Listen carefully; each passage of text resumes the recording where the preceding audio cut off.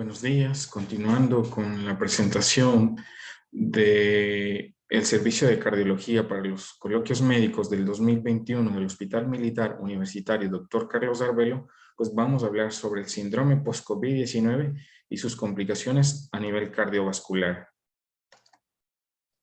La COVID-19 es una enfermedad causada por el coronavirus SARS-CoV-2. Esta es una enfermedad multiorgánica que puede comprometer desde el cerebro hasta los dedos de los pies. Estudios confirman que después del sistema respiratorio, el sistema cardiovascular es el que mayormente se ve afectado y es el que mayor implicación pronóstica tiene. La enfermedad cardiovascular preexistente está relacionada con peores resultados en su evolución, mientras que la COVID como tal también puede inducir complicaciones cardiovasculares importantes. Inicialmente, en diciembre del 2019, cuando empezó la pandemia en Wuhan, China, se creía que lo que causaba era una neumonía grave, sabiendo al momento que el comportamiento va más allá. Desde su inicio se expandió rápidamente a todo el mundo con estadísticas actuales que bordean los más de 243.151.000 pacientes confirmados con la enfermedad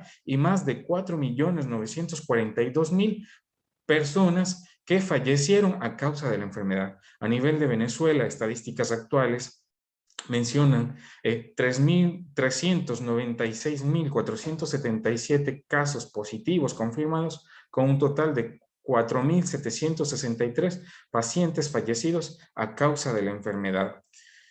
Traigo a colación esta revisión de la Sociedad Americana de Enfermedades Infecciosas, en las cuales con un total de 10.000 pacientes, evaluaron, confirmados como tal con COVID-19, evaluaron la persistencia de síntomas en pacientes adultos después de haber estado infectados por el SARS-CoV-2. Los hallazgos fueron muy llamativos. Se encontraron alteraciones a nivel neurológico, a nivel renal, a nivel hepático, gastrointestinal, a nivel endocrino metabólico, a nivel dermatológico, haciendo énfasis por el motivo de la charla a nivel cardíaco y vascular, donde se reportaron tromboembolismos venosos, trombosis venosas profundas a nivel cardíaco, cardiomiopatías por estrés, miocarditis, pericarditis, arritmias cardíacas, isquemia miocárdica y incluso shock cardiogénico. Lo que llamó la atención de este estudio es que como resultados, apenas el 13% del total de los pacientes estuvieron asintomáticos durante este tiempo. El 32% tenía uno o dos síntomas presentes persistentemente. Más de la mitad, el 55% de los pacientes tenían 3 o más síntomas y el 44.1% aproximadamente presentaba un deterioro en la calidad de vida.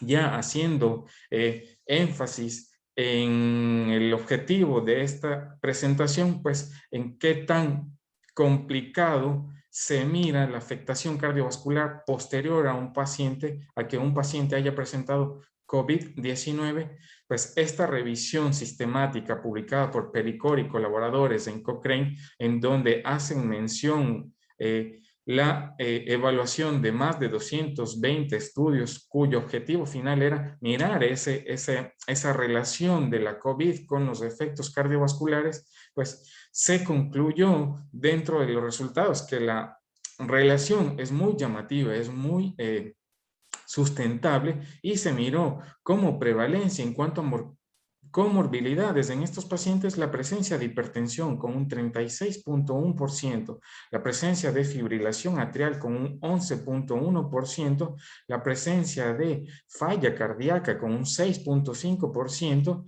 la presencia de eventos cerebrovasculares con un 5.1% e incluso de valvulopatías con un 3.7%. Dentro de la incidencia de los eventos cardiovasculares, pues se miró reflejado en porcentajes considerables la presencia de trombosis venosa, la presencia de trombosis venosa profunda, de falla cardíaca y en menor proporción la presencia de infartos agudos de miocardio, miocarditis y daño miocárdico como tal.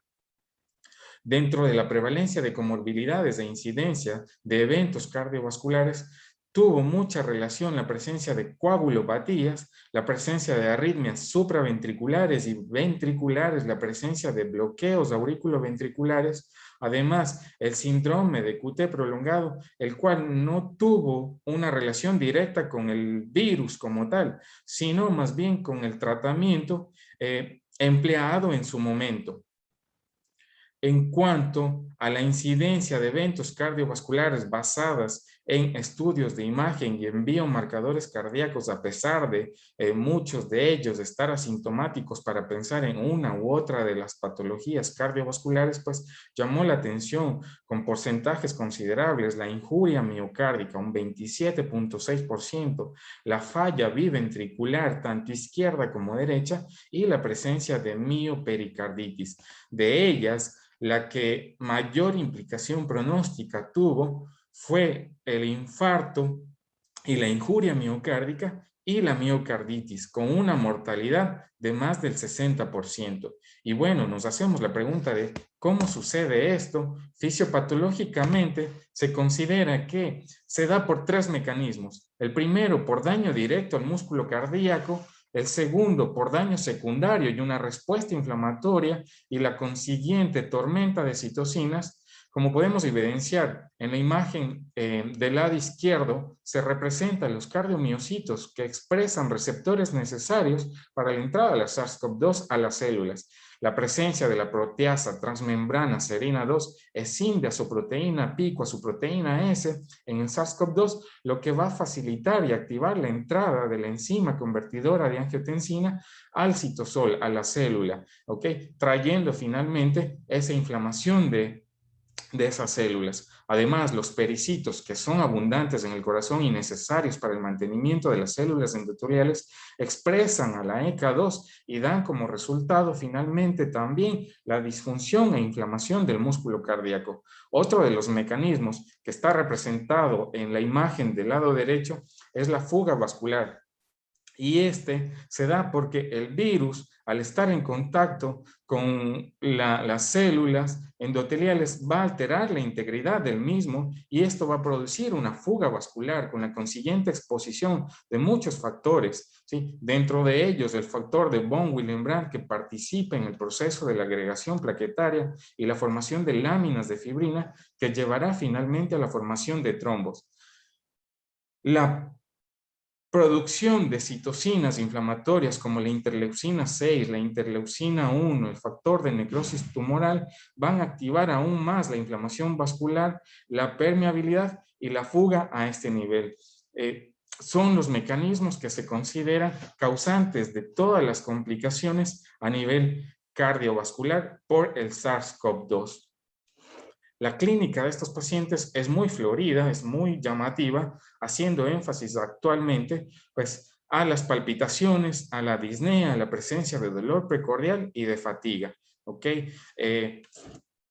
Malaswasky y colaboradores plantean en un paper los estudios que se deberían realizar a estos pacientes, y dentro de ellos tenemos un gran arsenal de estudios que nos pueden ayudar a llegar a X o Y conclusión y diagnóstico con estos pacientes. Dentro de ellos tenemos estudios de laboratorio, estudios de imagen, ecocardiograma, cardioresonancia, electrocardiograma y pruebas funcionales cardiopulmonares. En dependencia de la clínica y del daño que consideremos esté presentando el paciente, pues haremos uso de ellos, ¿sí? Ya sean enzimas cardíacas, reactantes agudos, dímero D, el uso de resonancia magnética cardíaca, del ecocardiograma, el uso del electrocardiograma si estamos frente a un paciente en el que consideremos que hay algún tipo de arritmia.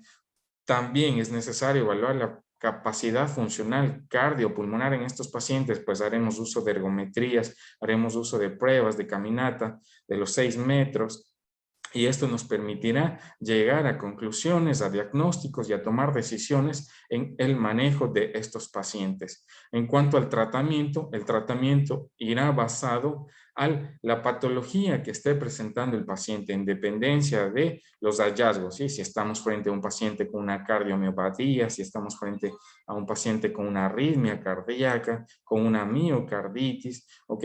Haciendo énfasis en el reposo que requieren estos pacientes. Como conclusiones, es importante mencionar que después de la fase aguda del COVID-19 es necesario realizar estudios multidisciplinarios y un manejo oportuno y con múltiples especialidades que permitan el adecuado control y manejo de estos pacientes. Los síntomas más frecuentes a nivel cardiovascular es del síndrome post-COVID-19, pues tenemos la disnea persistente, las palpitaciones residuales y el dolor torácico. Finalmente, nos haremos la pregunta de qué va a ocurrir con este daño al corazón, hacia dónde van a evolucionar nuestros pacientes, pues es la gran interrogante que a pesar del tiempo, de los estudios y de qué tan avanzados estamos en el manejo de la patología, pues aún nos queda esa incógnita. Finalmente, como mensaje por parte del servicio, pues para todos los oyentes es necesario manifestar de que no bajemos la marcha, de que aún estamos frente a la pandemia y que el riesgo está presente. Por su atención, muchísimas gracias.